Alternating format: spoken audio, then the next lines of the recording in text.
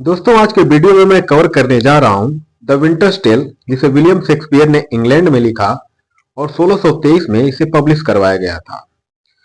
और दोस्तों इस प्ले की शैली है ड्रामा कॉमेडी और ट्रेजिक कॉमेडी, और सेटिंग रखी गई है सिसिलिया और बोहेमिया में। तो दोस्तों अब ज्यादा टाइम ना वेस्ट करते हुए शुरू करते हैं आज की story the winter's tale by William Shakespeare. तो दोस्तों इस कहानी की शुरुआत बचपन के दो दोस्तों के मिलन से होती है। एक सिसिली का किंग है तो दूसरा बोहेमिया का किंग है। सिसिली के किंग का नाम लियोन्टिस है और बोहेमिया के किंग का नाम पॉलिक्सनिक्स है। पॉलिक्सनिक्स अपने बचपन के फ्रेंड से मिलने के लिए सिसिली जाता है और सिसिली के किंग लियोन्टिस अपने फ्रेंड को देखकर बहुत खुश होता है। वो दोनों काफी समय तक एक दूसरे के साथ बिताते हैं।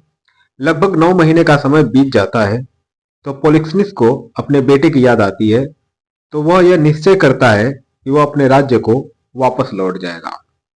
तब उसका फ्रेंड लियोन्टिस पॉलिक्सनिक्स को रोकने की बहुत कोशिश करता है, लेकिन वह अपने निश्चय को नहीं बदलता और अपने राज्य को लौटने का फैसला कर लेता है।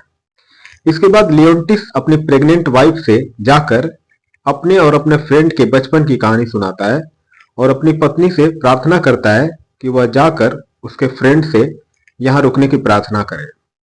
तब लियोन्टिस की वाइफ हरमियन पॉलिक्सनिक्स के पास जाती है और उसे छोटी छोटी 3 स्पीचेस देती है, जिसके बाद पॉलिक्सनिक्स यहाँ आसानी से रुकने के लिए मान जाता है। यह देखकर लियोन्टिस को बड़ा अचंभा होता है कि उसकी इतनी कोशिशों के बावजूद उसका मित्र यहाँ रुकने के लिए राजी नहीं हुआ, लेकिन बड़ी आसानी से हरमियन ने उसे यहाँ रुकने के लिए तैयार कर लिया। तो लियोन्टिस को अपनी वाइफ और अपने फ्रेंड पॉलिक्सनिक्स पर डाउट होता है कि कहीं इन दोनों के बीच कोई प्रेम संबंध तो नहीं है। लियोन्टिस के मन में तो यहां तक भी आता है कि मैमिलस उसका बेटा है भी या नहीं, और जो बच्चा हरमियन के पेट में पल रहा है वह भी पॉलिक्सनिक्स का हो सकता है। लियोन्टिस अपने दरबार में एक सैनिक कैमिलियो को बुलाता है और पॉलिक्सनिक्स को जहर देकर मारने का आदेश देता है, लेकिन कैमिलो ऐसा नहीं करता और जाकर सारी बातें पॉलिक्सनिक्स को बता देता है कि तुम्हें लियोन्टिस मारना चाहता है। यह जानने के बाद पॉलिक्सनिक्स और कैमिलो दोनों बोहेमिया भाग जाते हैं। इसके बाद लियोन्टिस का संदेह विश्वास में बदल जाता है। लियोन्टिस अब सार्वजनिक रूप से अपनी वाइफ हरमियन पर बेवफाई का आरोप लगाता है और कहता है कि वह जिस बच्चे को जन्म देगी वह नाजायज है। हरमियन अपने पति को विश्वास दिलाने की कोशिश करती है कि वह बेकसूर है, लेकिन लियोन्टिस अपनी वाइफ हरमियन को जेल में डलवा देता है। पॉलिना, जो कि एक नोबल वुमन है, हरमियन से मिलने के लिए जेल में जाती है, जहां जाकर उसे पता लगता है कि हरमियन ने एक बेटी को जन्म दिया है। पॉलिना उस नन्ही सी बच्ची को लेकर राजा लियोन्टिस के पास जाती है ताकि राजा का दिल उस बच्ची को देखकर पिघल सके, लेकिन राजा लियोन्टिस अभी भी हरमियन पर बेवफाई का आरोप लगा रहा है कि यह बच्ची उसका नहीं है, और यह घोषणा करता है कि मैं इस बच्ची का त्याग करता हूं। यह बात सुनने के बाद पॉलिना उसे तानाशाह कहकर पुकारती है। राजा को बहुत गुस्सा आता है, तो वह पॉलिना के पति एंटिगोनस को बुलाता है और उसे यह आदेश देता है कि इस बच्चे को ले जाकर जंगल में कहीं सुनसान जगह पर छोड़ दे ताकि वह जीवित ना रह सके।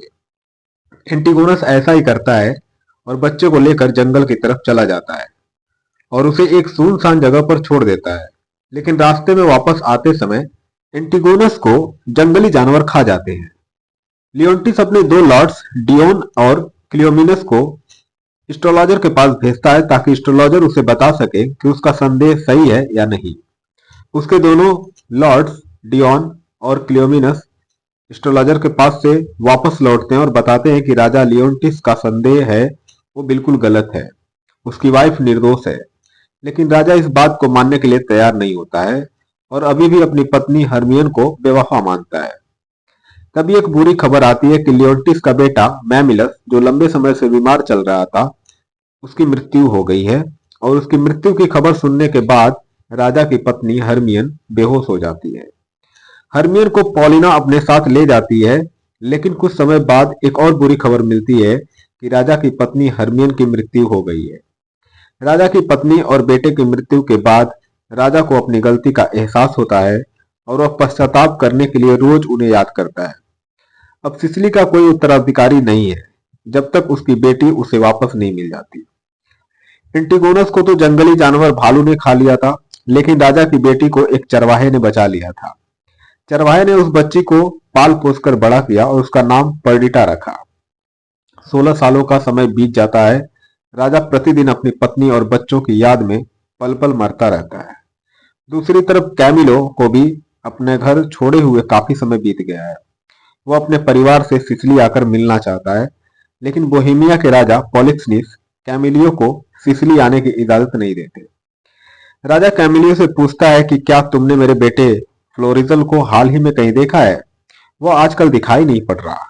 तो राजा को यह पता चलता है कि फ्लोरिजल आजकल एक चरवाहा की झोपड़ी में अपना अधिकतर समय बिताता है। तो राजा कैमिलो से कहता है कि तुम मेरे साथ वेश बदल कर उस चरवाहे की झोपड़ी में चलो, ताकि हम यह पता चल सके कि मेरा बेटा फ्लोरिजल वहां क्या करता है। चरवाहों के वहां एक दावत का आयोजन किया जाता है। उस दावत में पॉलिक्सनिस और कैमिलियो दोनों अपना भेष बदल कर शामिल होते हैं। तो वहां पता चलता है कि राजा का बेटा फ्लोरिजल चरवाहे की बेटी पर्डिटा के प्यार में पागल है। पॉलिक्सनिस को पता चलता है कि फ्लोरिजल अपने पिता की स्वीकृति के बिना पर्दिता से शादी करने की योजना बना रहा है।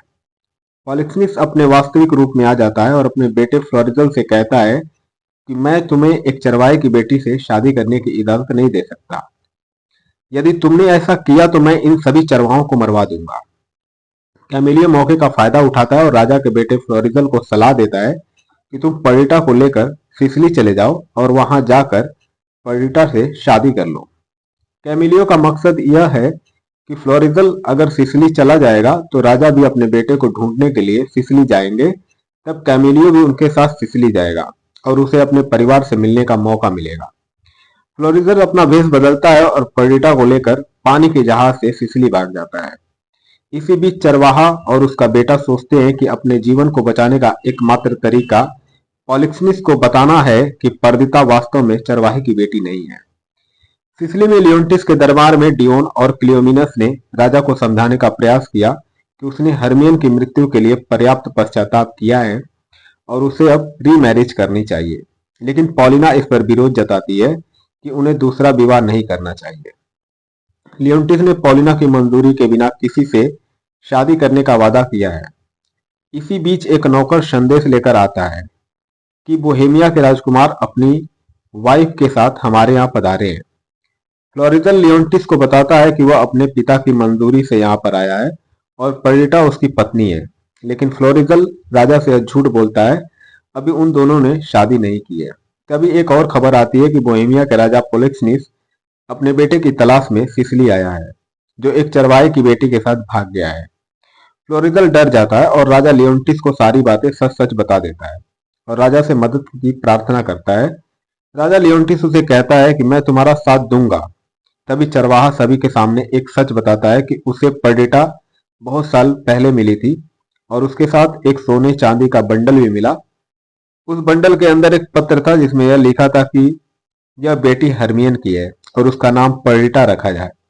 जो भी इस बच्ची को पाल पोस कर बड़ा करेगा, इस बंडल के अंदर सारा सोना चांदी उसका होगा। तो राजा को यह जानकर बड़ी खुशी होती है कि पर्डिटा उसकी बेटी है।